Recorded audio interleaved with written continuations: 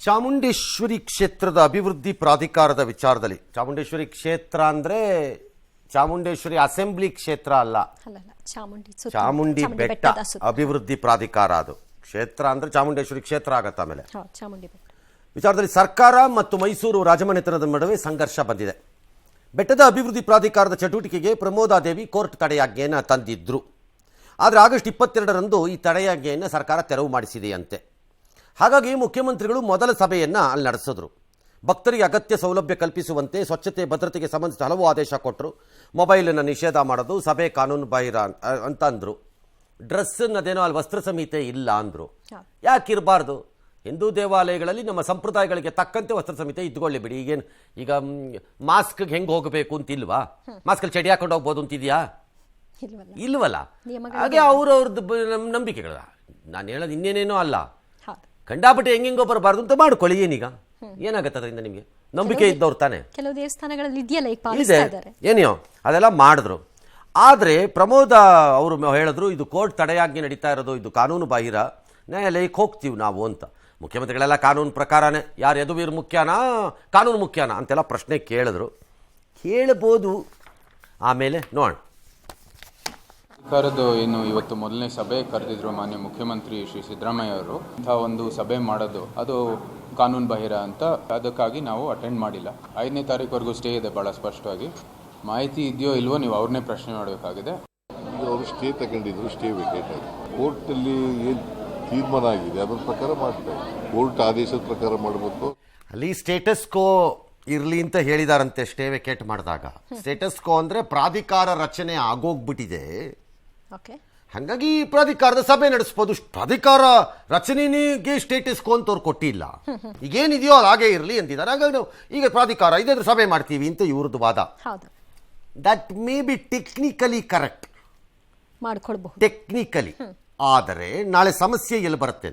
ನೀವು ಸಭೆಯನ್ನು ಮಾಡಿ ನಿರ್ಧಾರಗಳನ್ನು ತೆಗೆದುಕೊಂಡಾಗ ಅಲ್ಲಿ ಕೆಲವು ಆಕ್ಟಿವಿಟೀಸ್ ಸ್ಟಾರ್ಟ್ ಮಾಡ್ತೀರಿ. ಕನ್ಸ್ಟ್ರಕ್ಷನ್ ಅಂತನೋ, ಕಟ್ಟೋದು ಅಂತನೋ, ದುಡ್ಡು ಹಾಕೋದು ಅಂತನೋ, ಮತ್ತೊಂದು ಮಗದೊಂದು.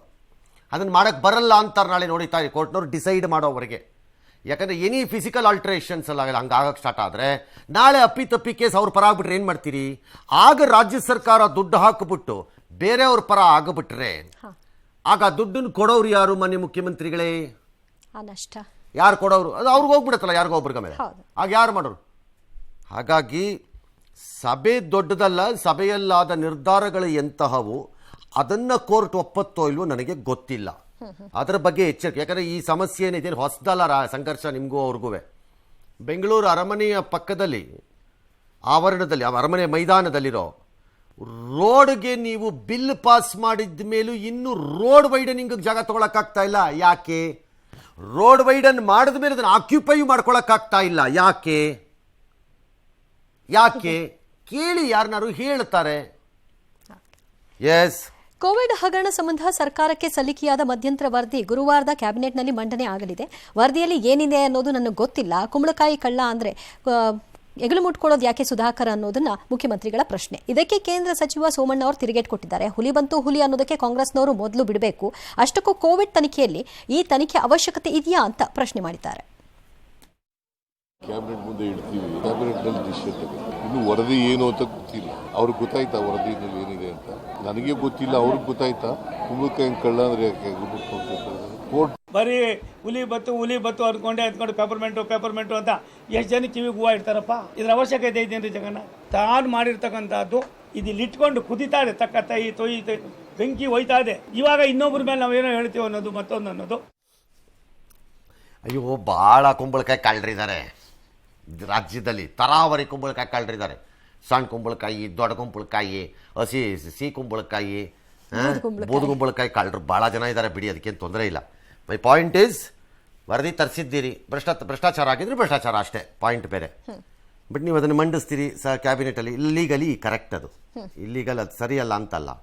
ಬಟ್ ನನ್ನ ಕ್ವಶನ್ ಈಸ್, ಕೋವಿಡ್ ವರದಿ ನಿಮ್ಮ ಕೈಗೆ ಬಂದ ಮಾರನೇ ದಿನ ಒಂದು ವಾರದೊಳಗಡೆ ಮಂಡಿಸ್ತೀವಿ ಅಂದರೆ ನಿಮ್ಮ ಹತ್ರ ಹಳೆ ವರದಿಗಳು ಬೇಕಾದಷ್ಟು ಹಾಗೆ ಧೂಳು ಹೊಡ್ಕೊಂಡು ಕೂತೀವಿಯಲ್ಲ, ಅವನ್ನೂ ಇಡಬೇಕಲ್ಲ. ನಿಮ್ಮದೇ ವಾದದ ಪ್ರಕಾರ ರಾಜ್ಯಪಾಲರ ಮುಂದೆ ಮಂಡಿಸಿದ ರೀತಿ ತಾರತಮ್ಯ ಮಾಡಿ 4 ಜನದನ್ನು ಇಟ್ಕೊಂಡು ಕೂತು ನಮ್ದಕ್ಕೂ ಕೊಡ್ತಾ ಇದ್ದೀರಲ್ಲ ಶರವೇಗದಲ್ಲಿ. ಪ್ರಿಯಾಂಕ ಖರ್ಗೆ ಬೆಳಕಿನ ವೇಗದಲ್ಲಿ ಆಮೆಗತಿ ಈ ಕೇಸ್ ಇದು ಯಾವ ವೇಗ ಅಂತ ಅಂತಾರೆ. ಅದಕ್ಕೆ ಆ ಹಳೇದೂ ಇಲ್ಲ ತಂದು ಬಿಟ್ರೆ ಬೆಳಕಿನ ವೇಗ ಗೊತ್ತಾಗತ್ತೆ. ಅದು ತನ್ನಿ, ಇದು ತನ್ನಿ, ಅದ್ರಲ್ಲ ಜಾತಿ ಇದೆಯಲ್ಲ ಅದು ತನ್ನಿ ನೋಡೋಣ, ಎಲ್ಲವೂ ಆಗ್ಬೇಕು ನೋಡೋಣ. ಒಳ ಮೀಸಲಾತಿ ಇದು ತನ್ನಿ, ಇದೆಯಲ್ಲ ನಿಮ್ಮ ಕೈಯಲ್ಲಿ, ಹೌದು. ಅದನ್ನ ಯಾಕೆ ಪೆಂಡಿಂಗ್ ತನ್ನಿ ನೋಡೋಣ. ಖರ್ಗೆ ಕುಟುಂಬದ ವಿರುದ್ಧ ಕೇಳಿಬಂದಿದ್ದ ಆರೋಪದ ಸಂಬಂಧ ರಾಜ್ಯಪಾಲರಿಗೆ ದೂರು ಕೊಟ್ಟಿದ್ದ ಛಲವಾದಿ ನಾರಾಯಣಸ್ವಾಮಿ ವಿರುದ್ಧ ಈಗ ಕಾಂಗ್ರೆಸ್ ರಾಜಭವನದ ಕದ ತಟ್ಟಿದೆ. 2004ರಲ್ಲಿ ಆದರ್ಶ ಸೋಷಿಯಲ್ ಅಂಡ್ ಎಜುಕೇಷನಲ್ ಟ್ರಸ್ಟ್ಗೆ KIDBಯಿಂದ ಅಕ್ರಮವಾಗಿ ಭೂಮಿ ಪಡೆದಿದ್ದಾರೆ. ಬೇರೆಯವರ ಹೆಸರಲ್ಲಿ ಭೂಮಿ ಪಡೆದು ಬಳಿಕ ತಮ್ಮ ಹೆಸರಿಗೆ ವರ್ಗಾಯಿಸಿದ್ದಾರೆ. ಪಡೆದಿದ್ದವ್ರದ್ದು ಅಕ್ರಮ, ಛಲವಾದಿ ನಾರಾಯಣಸ್ವಾಮಿ ಅಕ್ರಮ ಹೆಂಗಾಗತ್ತೆ ವರ್ಗಾಯಿಸ್ಕೊಂಡಿದ್ರೆ? ಬೇರೆಯವ್ರ ಹೆಸರಲ್ಲಿ ತಗೊಂಡು ಅದನ್ನ ಇವ್ರ ವರ್ಗ ಆ ತಗೊಂಡಿರೋದು ಅಕ್ರಮ ಅಂತ ನೀವು ಹೇಳ್ಬೇಕು. ಅವಾಗ ಛಲವಾದಿ ಹೆಂಗಾಗತ್ತೆ?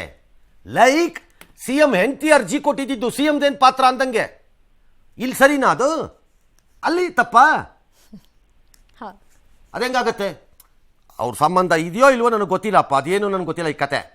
ಯಾರೋ ಭೂಮಿ ತಗೊಂಡು ಇವ್ರು ವರ್ಗ ಮಾಡಿಸ್ಕೊಂಡ್ರೆ ಇವ್ರದ್ದೇನು ಬಂತು? ಲೈಕ್ ಮುಖ್ಯಮಂತ್ರಿ ವೈಫ್ ಆದಂಗೆ.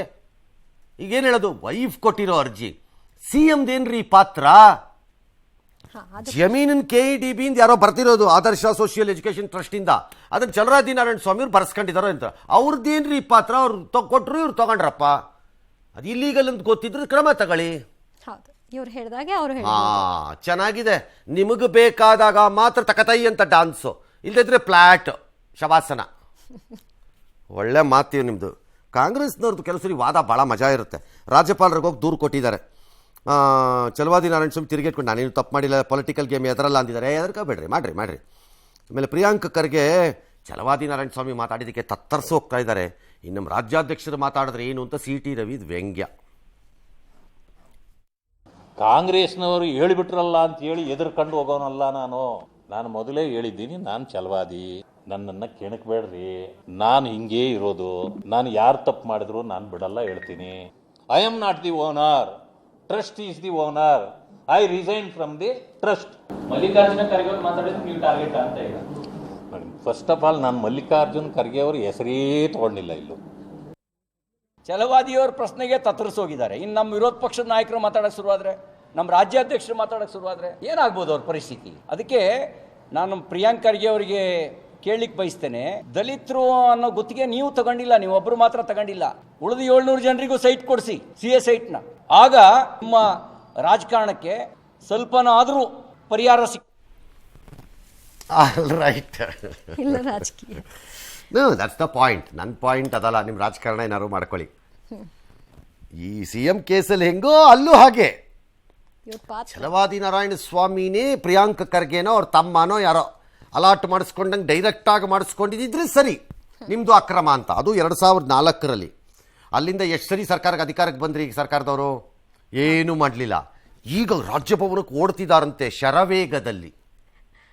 2004ರಲ್ಲಿ ಶರವೇಗದಲ್ಲಿ ಏನಂತ ಹೇಳ್ಬೇಕಿದೆ ಓಡ್ತಾ ಇದ್ದಾರಂತ ಈಗ ರಾಜಭವನಕ್ಕೆ. ಯಾಕೆ? ನನ್ನ ಮೇಲೆ ಹೇಳ್ತೀಯಾ, ನಿಂದು ತೆಗಿತೀನಿ. ಇದು ಈ ದೇಶದ ದುಷ್ಟ ಕಂತ್ರಿ ಕಚಡ ರಾಜಕಾರಣ. ನಾನು ಹೊಡೆದು ತಿಂದಿರ್ತೀನಿ. ನಾನು ಇಲ್ಲಿ ಸಂಬಂಧಪಟ್ಟವ್ರಿಗೆ ಯಾರಿಗೂ ಹೇಳ್ತಿಲ್ಲ, ಜನರಲಿ ನಾನು ಹೊಡೆದು ತಿಂದಿರ್ತೀನಿ.